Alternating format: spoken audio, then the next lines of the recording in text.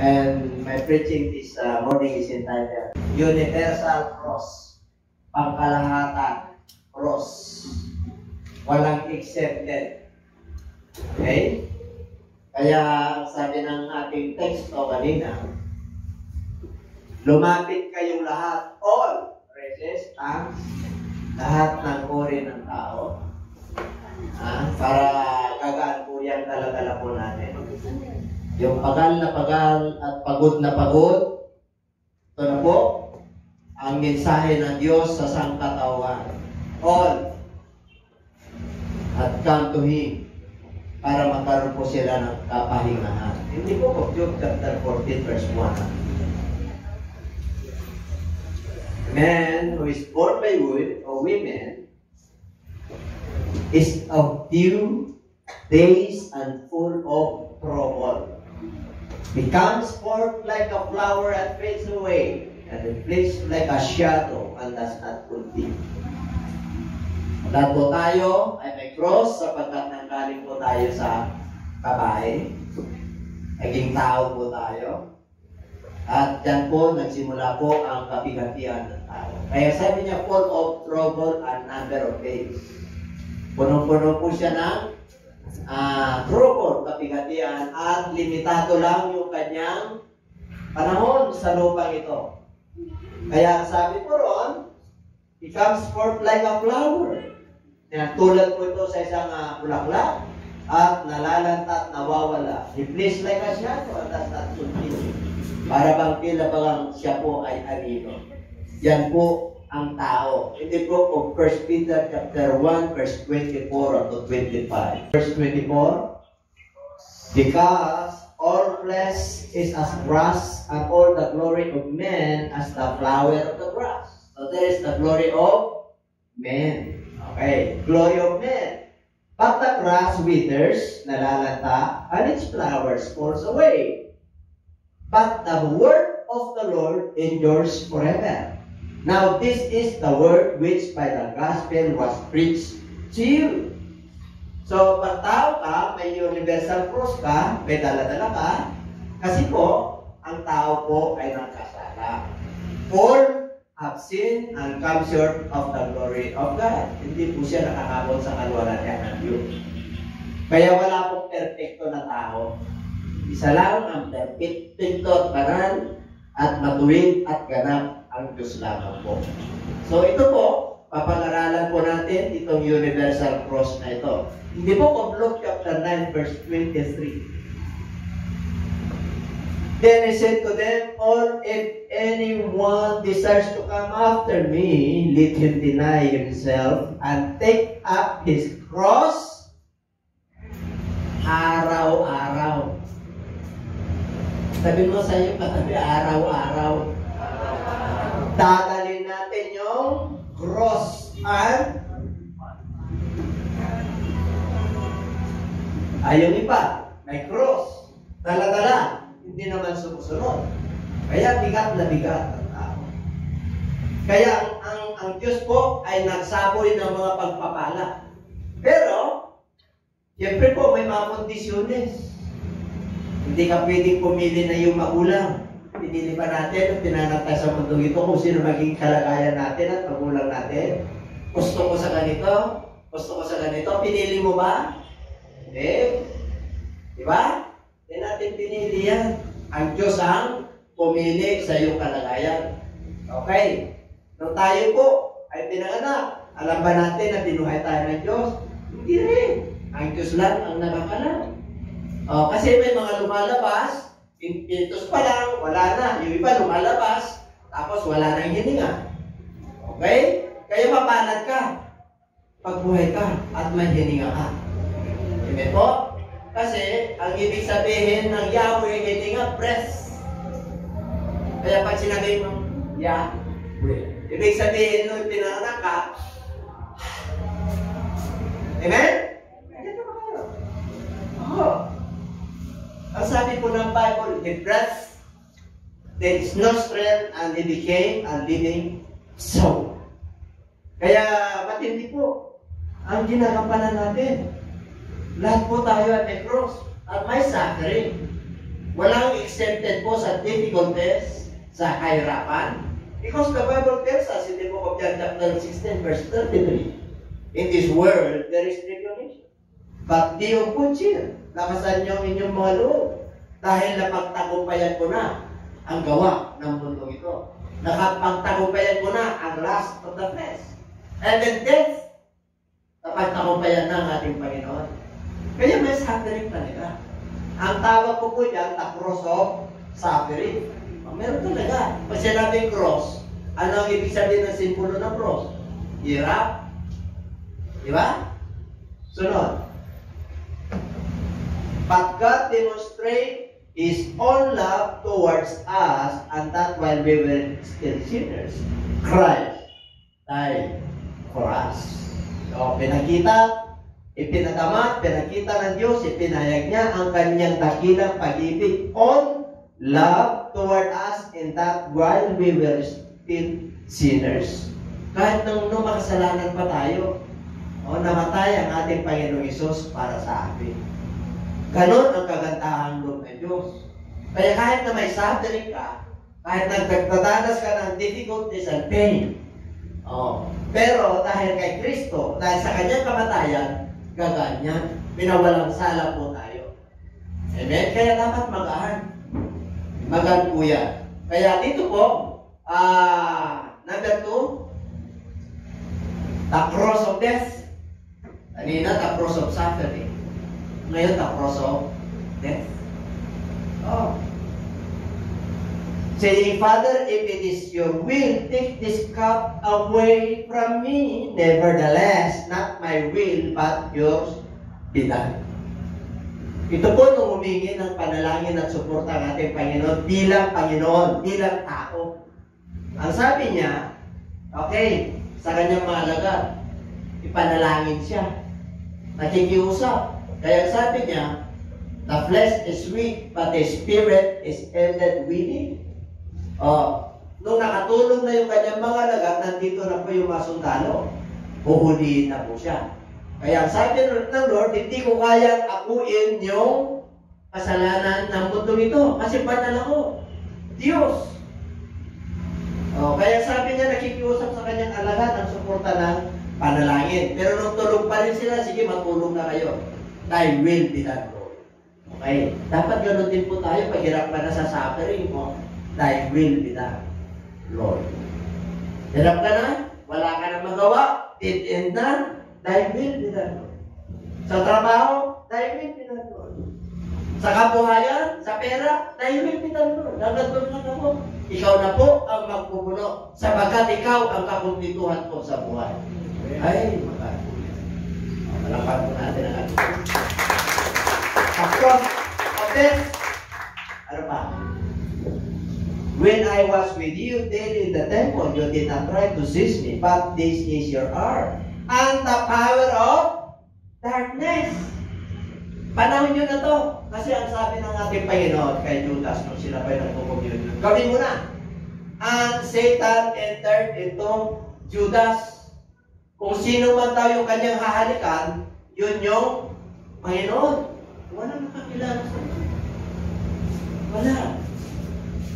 Yung kanyang mga alagad, nagdududa pa nga minsan sa kanya Bakit? Biglang nawawala Pagpapatuwid siya ng angaral, biglang nawawala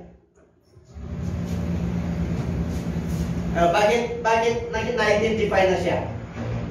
Because the time is nandun na yung panahon niya. Okay, ang sabi niya ng ating Panginoon, sausaw mo na. O may makanulo sa akin dito. Sino yun, Lord? Sabi ng mga alagad. Yung nasasawsaw. Hindi nila napansin. Bakit? Hindi pinakita ng Lord Spiritual kasi yun. Nung pinunta na po siya, ano daw? But this is your hour. Kaninong oras? Dito sa mundo ito. Bakit? Kukrusify na siya. Pinitisin siya. And the power of darkness. Binigyan sila na napuno ng darkness ng demonyo. Bakit? Pumasok kay Judas, bininta siya. Di ba minsan tayo po mananampalataya, Dami tayong suffering, pero nung tayo pinagkaroon ng kapayapaan, minsan, nagiging mas mahalaga pa yung ginagawa natin sa Lord. Ganun din po. Minsan, pinagpapalit po natin yung ating career, yung ating minsan business, yung ating trabaho, kaysa yung mga, may mga schedule kasi tayo sa mundo eh. May mga schedule tayo. Para tayo po ay matuto. Kasi sa mundo ito, there is the hour of and power of darkness. Diba? Sa yugto ng buhay po natin, may bagyo, may unos, may dilim. Habang tayo ay nabubuhay, universal cross po yan. At walang makakaiwas yan. Hindi mo maiwasan yan, ang kailangan mo harapin mo. Hindi po? Hindi pwedeng takasan mo ang problema. Harapin mo. Parang bagyo yan eh. Pag nasa kalagitnaan ka na ng unos, o sino tatawagin mo? Di ba? Ay Diyos. Kasi wala na eh. End na eh. Doon kikilos ang Diyos. Bakit? Sumusunod ka eh. Anak ka niya eh. May koneksyon ka eh. Yung mga walang koneksyon, yun ang mahirapan. Okay? Eh dito, the salvation, ito, kanina, the cross, yung number 1, the cross of suffering. Second, the cross of death. Pero yung cross of death na yan, anong ginawa ng Lord? Ay, maralaman po natin. Nagkaroon tayo ng paano? Ano? Why? How? When? Anong ginawa ng Diyos? Okay, sabi niya, and about the ninth hour, Jesus cried out with a loud voice, saying, Eli, Eli, lama sabachthani? That is my God, why have you forsaken me? Bakit niya sinabi yan? Kanina, cross-suffering, universal. May problema ang tao dahil pinanganak tayo. Nagkasala si Eva sa kasi Adam. So kasalanan po yan sa katawan. Kaya siya pinahirapan. Pag sinabi niya, dito po, nakano na po yan. Nandun na po tayo sa tinatawag na 7 last word. Nagkaroon ng salvation yung cross. Habang nandun po siya, bago pumunta sa cross at ipinako ng Lord, nilitis po siya sa kortya. And then, nilitis po siya. Diba? Tinala po siya sa chief priest. Tapos tinala kay Pilato. O magkaaway si Pilato at si Herodes. O, sino nagbigay ng magandang robe? Si Herodes. Ibalik nyo na yan. Jurisdiction. Mula noon, magkaaway, magkatunggali. Si Pilate at saka si Herod. Magkaaway yan, pero dahil kay Kristo, naging magkaibigan. Kita mo yung unity ng tao, iba? Dito, iba. Pag mananampalataya ka, yes, may unity kayo. Bakit nang kaysa tayo sa pananampalataya? Hindi mo tinitingnan yung kahinaan ng tao. Kasi spiritual ang pananampalataya. Kaya kahit na may kahinaan yung isa, naabot mo, nakakapag-forgive ka. At naintindihan mo yung tao. Isa lang ang unity ng perfecto. The unity of faith. Pag tao ka, hindi mo ma-unite yan. Kung paano ni Kristo, hindi na-unite. Okay? Kaya kinrucify siya. Tapos panahon natin ngayon, unity of faith na tayo. Kaya pag mananampalataya ka, ayun lang po na. Kahit punta ka sa abroad, kahit kapatid, kahit na hindi mo pa nakilala, pastor na date ako. Mananampalataya ko, puspos ako ng Holy Spirit. Ayan, parang mapipil nyo magkapatid na kayo sa pananampalataya Kumain ka na ba? O di ba? May tuluyan ka ba? Kasi kapatid sa pananampalataya. Kahit kayo mo lang nakilala, mararamdaman nyo na magkaisa kayo ng pananampalataya. Okay? Kaya ito yung una niya. Okay. Mark 15:24, and when they crucified him, they divided his garments, casting lots for them to determine what every man should take. Okay. Kaya ito po, nakita po natin, Dapat yung garments niya. Bakit? Bakit pinagkaslats? Ano yung lat? Pinagsapalaran. Kumbaga sa ano, nagkaroon sila ng casting. Oh, bakit? Ang ganda ng garments niya. Garments of king. Sino nagbigay? Si Herodes. Kasi yung kanyang damit, siyempre po, naroon na po yun. O, anong ginawa? Dahil hindi niya jurisdiction, ang sabi ni Pilato, dalhin mo kay Herodes. Inasar si Herodes, together his men, yung mga sundalo. Minak po siya eh. Dahil sa inis niya, binigyan siya ng robe ng hari. Kaya yung robe niya, ang bahal nun. Kaya yung na-crucify siya, pinagbahabahagi nila. Andyan pa ba kayo? Kasi nasusulat yun eh. Pagsapalaran po nila yung kanyang garments. Kasi po, ang tindi ng halaga nun. Pataasan. Ganun yung ginawa nila sa garment ng Panginoon. Kasi garment ng hari yun. Siyempre, baka mamaya, hindi pa nasusuot ni King Herodes yun. Kasi nasusulat yun. Sa inis niya, siyempre, tuwang-tuwa siya, makita niya siya, makita niya ang ating Panginoon kasi nababalitaan niya eh. How I wish, sabi niya eh. Talagang ninanais ko. Pero nung nakikita niya, nung nagtanong, ikaw ba talagang hari ng mga Diyos? Yung sinabi mo eh. Di ba? Kayo maasar ka talaga eh. Kasi totoo naman talaga siya eh.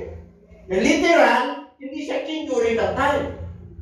Pero nung nakalauna, nalaman nila. Kasi siya pala yung hari ng mga hari. King of kings. Hari siya, pero siya yung pinaka-hari. Lahat ng hari sa mundo ito, magpapautang sa kanya. Ano katindi yung Diyos natin? Kaya sabihin mo yung cross na yan, ay magaan. Magaan, di ba? Yan sa cross. Yung ba nagsasuffer eh? Ang Lord nga, lumapit kayong lahat. Hindi pinapansin eh. Hindi pinapansin ang Word of God. Yung iba suyana. Yung iba lumpa. Hanggang ngayon, Word of God na hindi pa bumabalik ang Kristo nyo. Di ba? Nagsawa na, hindi na naniwala. Manood kayo sa YouTube natin. Yun yung aking pang-anniversary anniversary sa San Carlos. Laging na po. Kailan daw babalik ang Lord? Nandun, mapapanood nyo. Manood kayo ha? Manood kayo at magbasa kayo ng iPhone. Mamaya, fellowship natin, di ba? O, evaluate ninyo yung pukot dyan. Kasi, April na ngayon, pukumat na tayo. Ang mahalaga, pinasabi na ng ating Panginoon through Holy Spirit, o itong gawin nyo, para makakayo sa mundo ito, para gagaan yung cross nyo, para lumaban kayo, para harapin nyo yung mga bagyo sa buhay nyo. There are darkness and storms on our ways. Hindi mo maiwasan yan. Kahit nasabihin mo, hindi mo maiwasan yan. Leader ka sa church, mayaman ka, matalino ka, hindi mo maiwasan ng bagyo. Hindi mo maiwasan ng virus. Hindi mo maiwasan ng pestilence. Lahat yan ay cross. Pero pag nakailog ka, that cross becomes your Savior. Salvation. Tingnan natin. Then Jesus said, Father, forgive them, for they do not know what they are. And they divided his garments and cast them. Bakit? Sinabi ng Lord yan. Ama, patawarin niyo sila. Bakit? Di nila naman kanilang ginagawa eh. Sa kurti pa lang eh. Sa crucifixion pa lang eh. Nilitis pa lang, puro kasinungalingan eh. Wala silang nipupunta sa kanya eh. Pati yung dalawang kriminal. Diba? Kinudya siya, binak siya eh. Kaya yan yung pangalawa, patawarin nyo sila. Pero din tama tayo, magpatawad tayo. Panginoon, di ba sila kasi mananampalataya eh. Panila namang Word of God eh. Inuusig ka. Sinasamangutang ka. Bakit? Pinagpapapansin sa'yo na sira mo na siya. Alam niyo maging mabait yan at itisisimangon sa'yo. Mag-witness ka eh. Kasi punong-puno na siya ng burden eh. Una-una, maaari i-assist lang natin. Pare, bakit ito? Parang Kaya pa siya laging nagamit eh. Pero siya bigat na bigat. Kaya naisasama ka sa kasibo. Kaya naisasama ka sa bigat na cross niya. Eh, ikaw gagamitin ng Diyos para gagaan. Alam kong ginagawa. Ano sabi ng Lord? Ginawa kitang pantay. Iniligtas kita. Nalaman mo mabuting balita. Wala kang ginawa. Ang Diyos nung isinabon niya kanyang pagpapala, hindi natin nga napili kung mayaman o mahirap ka. Wala kang pinag-aralan o mayroon. Pero nung lumaki ka, at pwede ka na mamili eh. Di ba nung lumaki tayo, meron na yung age of accountability? Mamimili ka na. Alam mo eh. Kahit na hindi mo narinig ang salita ng Diyos, meron tayong konsensya na gumawa ng mabuti. At alam mo kung masama o mabuti. Amen? Saan mo natutunan niya? So, siyempre, where is our first school? In our home. Who is our first teacher? Our parents. Who is the second? The school. Who is the third? Itong mundo na to. Sa pamahalaan. Di natuto ka. Ngayon, hindi mo pinili ngayon yung kahirapan mo. Pero, pwede kang umasenso. Tama? Ang mahirap, nabuhay ka na mahirap, mawawala ka sa mundo ito na mahirap. Diyan ba kayo? Kasi binigyan ka na ng pagkakataon ng Diyos. Kahit na mahirap ka, pwede kang umasenso. Bible eh. Ano sabi ng Book of Proverbs?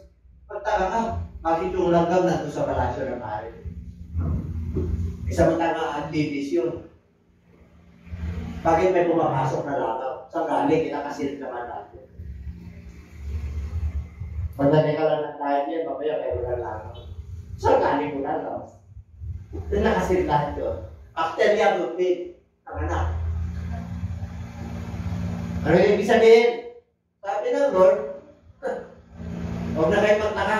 Kahit na gaano ka kahirap, kahit na gaano ka ng kasala, pwede ka niyang paputihin, kagaya ng Biblia. Kahit na gaano ka kahirap, pwede ka niyang amunin. Kahit na alipin ka, pwede ka magiging master. Kaya kung ikaw ay mahirap, lugmok, yun ang nakagisnan mo, binigyan tayo ng Diyos ng pagkakataon na kaya dapat, pag wala tayo sa mundo ito, abay, meron naman tayong record. Mahirap yung aming ninuno. Pero meron kami dito, mananampalataya kami. Mayaman yung Diyos natin. Amen? Dito ba kayo? Oh yes, may cross ng suffering. May cross of death. Pero may cross naman ng kaligtasan. At yun ang binampanan ni Kristo. Kaya mula ngayon, dito na ako. Sa kaligtasan. Panatag ako, sigurado ba ako? Anytime na kunin tayo, tawagin tayo ng Diyos, buhay na walang hanggan. Hindi yung buhay na pansamantala lang. Hindi yung buhay na punong-puno ng suliranin. Alam nyo, meron kang pera, wala kang pera. May problema sa mundo. Maging maayos ka, mabuti ka, hanapan ka ng butas. Kahit sino naman perfecto sa mundo ito. Kahit na gumawa ka na mabuti, meron magsasabi sa'yo na tao. Ano ba kayo? Kaya huwag niyong asahan na, ay, wala akong ginawa. Hindi ako nagsinungaling eh. Sabi na rin sa'yo, nagsinungaling ka sa isang tao. Bakit tayo huwag pag-witness eh? Kaya lahat ay nagkasala. Everybody say amen. Okay? Ito. Kaya sabi niya, forgive them. And Jesus said to him, assure I say to you, today you will be with me in paradise. Dalawang magnanakaw criminals. Naka-cross. Kita niyo yung salvation. Ang Panginoon, nasa cross na, nagliligtas pa. Amen? Nasa cross na, sabi niya, come down if you are the Son of the living God. Bumaba ka. Iniligtas mo, sinabi mo yung templo. Destroy the temple in 3 days, I will build it. O, sinasabi mo yan. O, iligtas mo yung sarili mo. Sino nagbasa kanya? Ang mga tao, pag tumata, tinitignan nila, wagging the head. Wagging. Ano yung wagging? Ito yung nangangaral sa atin. daming pinagaling, pero naka-crucify. Tapos nakalagay pa doon sa inscription niya sa taas, the King of the Jews. Kaya pag dumataan ko sila, mga tao yun, dadaan yung chief priest, come down from the cross. Kung sinabi niya, sa dalawang magnanakaw, yung isa, ligtas mo yung sarili mo, ligtas mo rin kami rito. Lagi kang nangangaral ng kaligtasan, dami kang pinagaling. Ano sabi nung isang magnanakaw? Marapat lang na tayo ay parusahan. Dahil kriminal tayo. Pero ito, walang sala. Kaya sabi niya, alalahanin mo ako, Panginoon. Alalahanin. Ano sabi ng Lord? Today! Ibig sabihin, mamamatay tayong tatlo. So, wala tayong ligtas rito. Ngayon, pag nalamutan ka ng hininga, kasama mo ako sa paradise. Alam nyo, yung mga sundalo, pinabalian yan ng tuhod para mamatay. Amen? Pero nung dumating na kay Kristo, patay na siya. Kaya buo yung kanyang katawan. Pero yung dalawa, patay yan. Tingnan natin. Tingnan nyo kung bakit nagiging kaligtasan ng cross. Dami. The universal cross of suffering and the universal cross of blessing. Tawag ko yan. Amen? Mamimili ka. Pagka mamimili ka lang, yung blessing, liwanag, Diyos, o dilim. Mamimili ka lang. Diyan pa ba kayo? Kung sinabi mo blessing, sabi ng Lord, and with Jesus I cried out with a loud voice, he said, Father, into your hands I commit my spirit. Having said this, a breathed his last. Bakit po? Kasi ayaw niyang tanggapin yung mga naka-spans yung mga yung sour wine. Kasi ang sangsang ng lasa nun. Banal yan Banal. Panginoon Diyos yan, hindi siya kumano ng mga marurumi. Kaya hindi na siya naabutan. Having said this, Father, into your hands I commit my spirit. Having said this, he breathed his last. Kaya dito po sa last words niya, sabi nila dalawa yan. Dalawa talaga. Ano yung tinatawag niyang Ama? Espiritu po yun. Hindi mo pwedeng ipako ang espiritu. Bakit? Nagmumon yung kanyang kalooban kasi hindi niya kayang akuin. Kaya sabi niya, Father, Father, why hast thou forsaken me? Yung iba, akala nila dalawa yun. Weakness niya po yun, yung Ama. Hindi lang nagkaisa, iisa talaga yun. Yung Ama, yung Anak, at saka yung Holy Spirit, iisa. Sa iba nagkaisa. Tatlo nga po yun, tatlo yun. Siya po yung Ama nung paglikha. Siya yung Anak nung pagtubos. At siya yung Holy Spirit sa panahon natin ngayon. So tatlo yung kanyang ginagampanan tungkulin. Kasi nasa trono na po siya. Sino yung nakaupo? Yung Panginoon Diyos na nandito. Siya rin yung nakaupo. Tignan natin. When Jesus therefore saw his Father, and the disciple whom he had loved standing by, said to his mother, Woman, behold your son. Then he said to the disciple, Behold your mother. And from that hour, that disciple took her to his own home. Ano ibig sabihin? Ito po yung niya. Hirap na siya. Nandun yung nanay niya. Nandun yung mga tao. Sabi niya, Woman. Woman. Mami. Sinabi niya ba Mami? Mamang. Tuya. Wala na tiro Woman. Okay. Yung identity niya yan, ikinagalan niya. Kasi po, yung iba, sinasamba si Maria. Amen? Di ba? May mga turo na sa sinasamba si Maria. Katulad ang Ginoong Maria, kaya lang siya po ay mapalad. Kasi po, doon nagmula yung ating kaligtasan. Umiram ng katawan ang ating Panginoon Diyos para tayo po iyalan yung kanyang katawan sa krus para magkaroon tayo ng kaligtasan. Walang kasalanan po yan. Bakit? Tayo po galing sa babae. Nakasalang babae. Siya po galing din sa babae. Nakasala si Virgin Mary. Pero, pinabanal siya. Bakit? Virgin eh.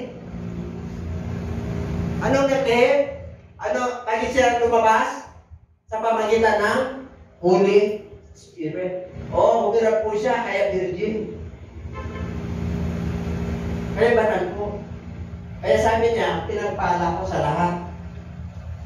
Blessed art thou among women, and blessed is the fruit of thy womb, Jesus. O yung manggagaling sa womb niya.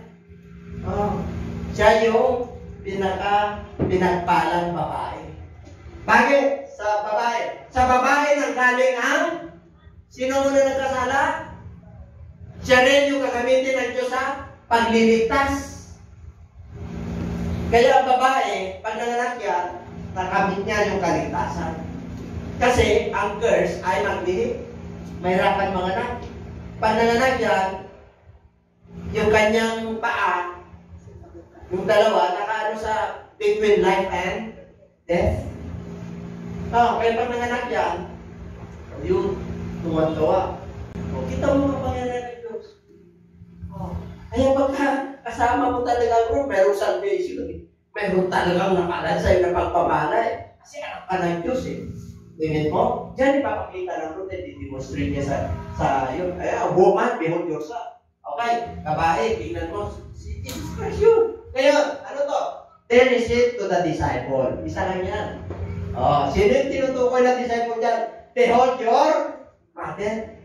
Sabi niya sa kanyang alagad, tignan mo, si Mary. Mother mo yan. Mother mo yan, bakit? Behold your mother. And from that hour, that disciple took her to his own. Wala na kasi ako eh. Wala na makukontrol sa akin. Ay kasi, wala na ako sa mundong ito. Ikaw ang kapatid ko. Sino yan? Si John B. Bilhag. Pinuputan na si John the Baptist. Andiyan pa ba kayo? Ito yung mahal niya na alagad na pag nangangaral si Lord, nandito sa kanyang dibdib. Kaya pinagpatiwala niya na sa nanay niya. Ikaw na mag-aalaga dyan ha? Bakit? Lilisan ako sa mundo nito. Alagaan mo yung disciples? Isa lang. Lagayin mo yung alagad na yan. Kasi yan ang gagamitin ko. Yan ang mabubuhay. Yan ang susulat ng prophecy ng Book of Revelation. Siya lang ang nabuhay. Sinabi ng Lord hindi ka mamamatay. Siya lang yung alagad na hindi tinatay. Buhay po yan. Kaya nagkaroon ng church, first church sa Jerusalem. The Church of God in Jerusalem. Because of John, Bilhag. Everybody say amen. Siyempre, malulungkot si Mary. Siyempre, malulungkot. Kaya ang kahali ang nag-comfort sa kanya. Ito yung nalagay na niya. Woman, behold your son. Disciple, behold your mother. Okay? Maliwanag? Palakpakan natin ang ito. After this, Jesus, knowing that all things were now accomplished, that the scripture might be fulfilled, I finished. Ang anim na yan. 7 last word yan. Okay? Diba? Ang anim na yan. Bakit niya sinabi na I thirst? Anong ginawa ng mga sundalo? Hindi naman. Instead na bigyan siya ng tubig, yung pinaka sour wine nilagay sa hiso, hindi mainom. Binigar na mahangang na nilagay sa wine, na nilagay sa hisop. Ano yung hisop eh? Palat na ano yan eh. Na doon sinubo. Insulto ko sa kanya yun. Nung sinabi ng Lord that the scriptures might be fulfilled, said, I thirst. Totoo pong nagutom po siya. Kasi ilang oras po siya nagdala ng cross. Kaya kasi Simon, isang Simon eh, siya nagdala eh. Kinuha siya ng sundalo, tanin mo na to. Alam niyo po, ilang kilometro po yun. Pabasok sa gate ng Jerusalem, papunta sa Golgotha. Sa korte. Kasi kinorte yan eh. Crucified din. Ilang kilometro po yun. Tanghalang tapat. Kaya sabi niya, I thirst. First meaning, literal thirst na water. Gusto niya pang magligtas. I am thirst. I thirst.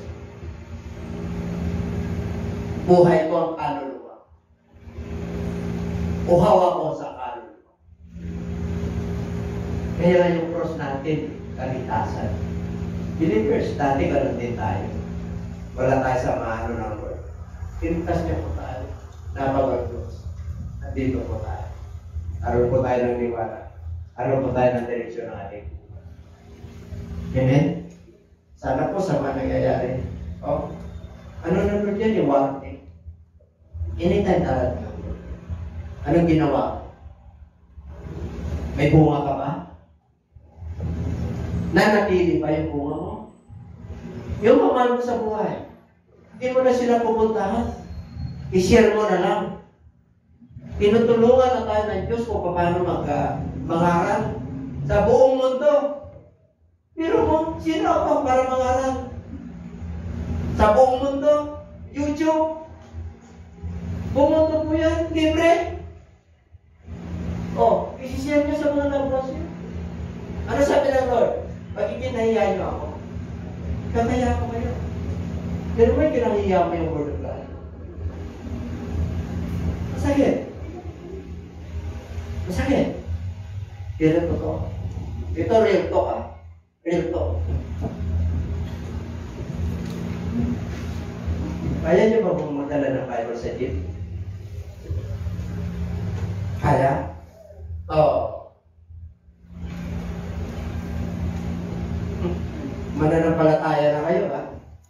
Baka nasa cellphone nyo na. Identity nyo to. Kung yung mga mananampalataya, ang identity nila cross para sabihin sila ng religyoso siya. Di ba pag nakakulitas ka ng cross? Ano ang identity nyo? Identity mo? Siyempre, cross din. Religyoso to, guwapo, maganda to. Mabait ito, di ba? Pag pumunta ka sa bahay nyo, may cross sa gate nyo. Anong impression? Anong first impression? Bakit ito? Religious. Makadiyos ito. Yung cross, suffering.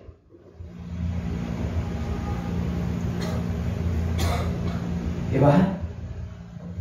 Pag may kinakatakutan, uy, may demonyo. Cross din.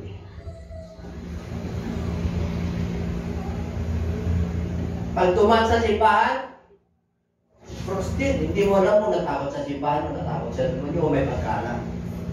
May mga ginagawa tayo na wala tayong kamalayan. Na minsan, mga viewers, huwag po kayo ma-offend. Minsan, may ginagawa po tayo na hindi akma sa Word of God. Panahon na para kayo po ay mamulat spiritual. Huwag po kayo ma-offend. Walang personal na serviso lang sa Diyos yan. Ingiti po.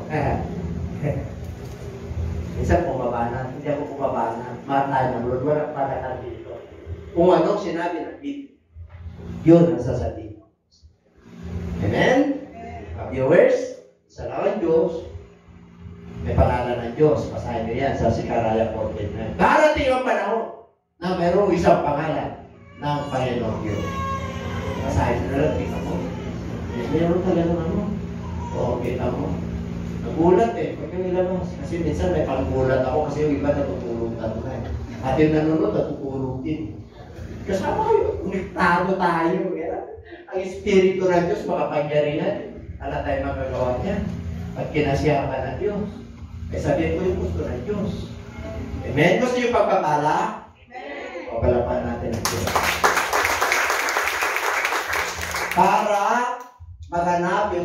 sabi ng pananasulatan? Ako'y nawa. So when Jesus had received the sour wine, He said, "It is finished." And bowing His head, He gave up His spirit. Diba? Ginawa pa yan eh. Nung humingi po siya ng tinarakan ng konsultado yung kanyang tagiliran. Lumabas ang dugo at tubig. At ang sabi niya, truly, this is the Son of the living God. Alam niyo po, nung namatay ang ating Panginoon, okay? The veil of the temple was torn into two. From top to the bottom. Ano yung sabihin? Sa templo po, hindi ka makakapasok doon. Mamamatay ka. Sarado po yun. Ang nakakapasok lang doon, yung high priest.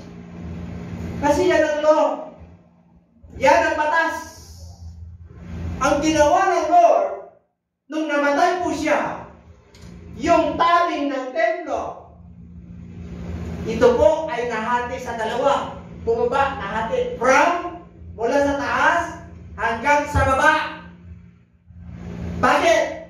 Ang tao, yung kanyang pagkamatay, ay may direct access na sa Diyos.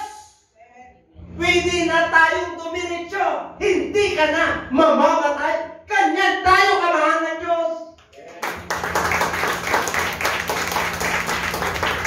Kaya mo ba yung high priest na yan? Mamamatay yan pag hindi nalugod ang Diyos. Kaya yan may tali po yan. May mga tampurin yan. Hinihila po yan.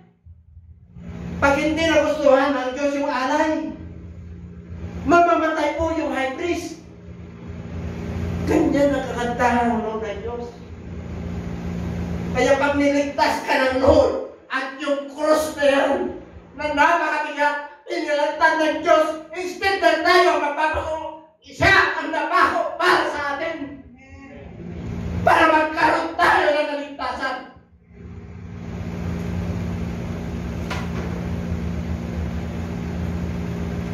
Believers, gising.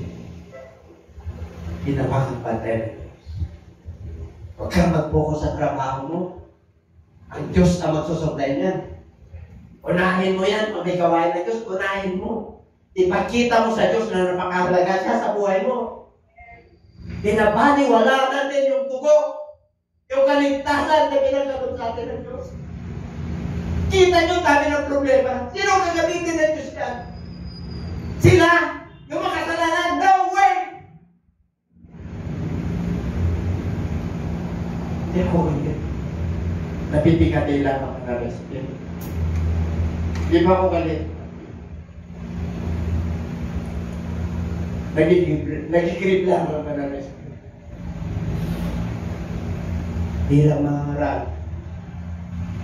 Hindi na nagkurangan ko sa akin.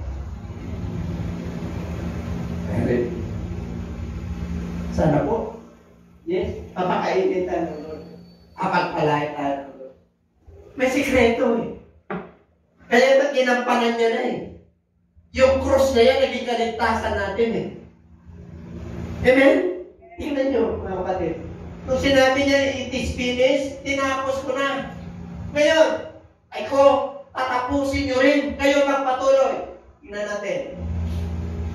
Okay. The power of resurrection. Hindi siya nanatili sa cross.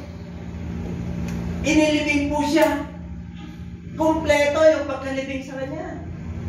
Ayon sa kasulatan, and Jesus came and spoke to them, saying, all authority has given to me in heaven and on earth. Nung nag-resurrect na po siya. Kaya inatasan niya yung kanyang mga lagat eh. Ganun din po tayo. Nung inatasan po tayo ng Panginoong Isus ang kanyang malagat, tumating sa atin ang mabuting balita. Tayo naman na mananampalataya ang inaatasan ng Diyos. That is the Great Commission. Pag sinabing commission, it is a mandate. It is a commandment. Takilang kautusan. May gagawin ka, sabi mo sa katabi, may gagawin ka kapatid. Wala purma-purma ka. Ipapakita natin. At talagang karapat dapat tayong pagpuri. Shout to the Lord. Make a joyful noise unto the Lord on your heads. Come before His presence with sing. Ipaalam mo sa kanila na siya ay banal na Diyos. Know ye that the Lord, He is God. That He is our Lord salvation. Naging kaligtasan natin siya. Pagpunyi natin sa darating na May 22, magpunyi tayo. The power of resurrection is victory. The power of resurrection is victory. Okay. But you shall receive ano? After the Holy Spirit has come, and you shall be in Judea, all Judea, and Samaria, unto the end of the earth. Power of resurrection. Bibigyan ka ng kapangyarihan ng Diyos. Sino nabigyan ng kapangyarihan? Diyos. Kapangyarihan ano? Mag-witness. Pag nag-witness ka, yaman yun. Ikaw ay naghahasik ng yaman. Nagdideposito ka ng yamang panlangit. Kaya yung mga sinusumbin mo, susuklian ng Diyos yan. Ng mga pagpapalang material, mga provisions mo, mga healing, mga anointing. Susuklian ng Diyos yan ng kagalangan, kapayapaan, pag-ibig, pag-asa, meekness, gentleness, at self-control. Kaya kayo ay kaya sinabi ng book of Matthew chapter 6, lay up your treasures in heaven. Because in heaven there are no corruptors and robberers. Kaya nga, mag-ano na tayo ng kayaman ng panlangit. Okay, ano pa? Ito yung mga hamon. Harapin natin. Ano yun? Yun yung pinaka-tema natin. Yun yung pinaka-text natin, di ba?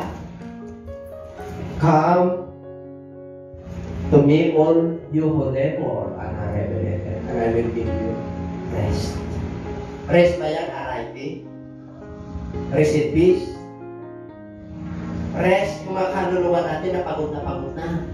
Ibig pong sabihin, biniyaya tayo lahat ng Diyos ng universal time. 24 hours. Walang 25 hours dito. Huwag mong sabihin na puro ka overtime.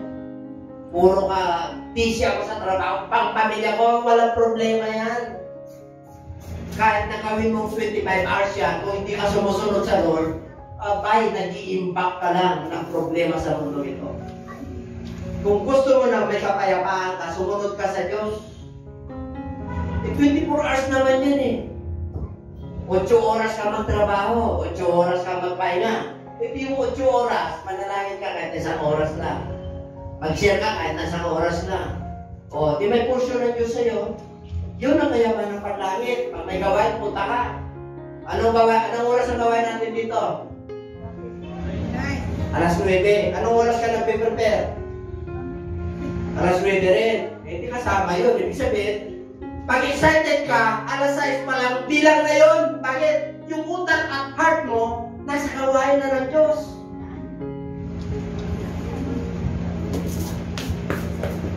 Yan ang matalino. Hindi sayang. Binabago mo yung bawat pagkakataon. Ibinigay sa'yo ng Diyos. Kaya pagka Sabado pala, alam mo na yung susunod mo. Yung iba naglalaba pa lang ng Sabado eh. Kinabukasan, alas 6 na. Lord, papayuin ko naman. Talaga naman ang Diyos papakabuti. Give grace ang Lord.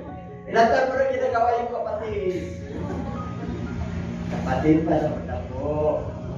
Ang Diyos ang kapwa. Sabado pala. Ayaw iba naman eh. Anong oras na? Uy! Alas 8 na! Bakit? Pag lingguan sa harapan ko, tatandaan nyo, hanggang ang lingguan nyo, papay-payan kayo. Tatandaan nyo pag may kabayan ng Diyos. Darating ang mga friends nyo. Bakit? Nagkabihis na kayo. Ay, tumating. Ay, paris kami. Ay, hindi. Sandali lang. Ay, hindi. Balik na lang kayo. Merinda tayo sa labas. Dapat ganun. Pag pinahintulutan ng Diyos na mamili ka, nakabihis ka na eh. Yung utak at puso mo nandun na eh. Pinahintulutan lang ng Lord na may ano eh. Ay, umabot. Ibog mo lang ka. Sisipunin ako, grabe ka. At tintim. Natutuwa lang ako sa atin. Tumatuwa lang ang Diyos. Pero yung katuwa na yan, may katapusan. Amen? Bakit? May makatapusan tayo sa tutuloy. Nagiging mabait ka na pag may nararamdaman ka. Tama? Pag malakas ka, masigaw ka ng sigaw. Pero pag may edad ka na, oh, hindi na ako pwede sa kanya. Oh, parang karagang papanaw. Bigat ang bait. Sana ganyan lagi si Tati. Sana ganyan lagi si Lolo. Ano din siya makasigaw. Kaya sabi ng Lord, okay, bigat na kayo. Gusto ko na kayong pagpapalin. Ano gagawin mo? Yung cross mo, bigay mo sa kanya. Ha? Bakit? Matuto ka, pag binigay mo sa kanya, magaan. Kahit nang dami kang problema, dami pag-iunggoon. Bakit? Sapagat siya ay gentle and for my yoke and my burden. Napakagaan ang dala-dala ko. Pag ikaw isinama mo ang Diyos sa buhay mo, magaan. Yung cross, universal cross na suffering ng God. Amen? Take up His cross and follow the Lord. May cross ka, pero buhatin mo yan. Harapin mo yung Pag-Diyos. Magaan yan. Kasi, taladala mo yung salita ng Diyos. Taladala mo yung Savior mo sa puso mo. Yung Holy Spirit na sa'yo. Kaya, victory. The cross of victory. Hallelujah.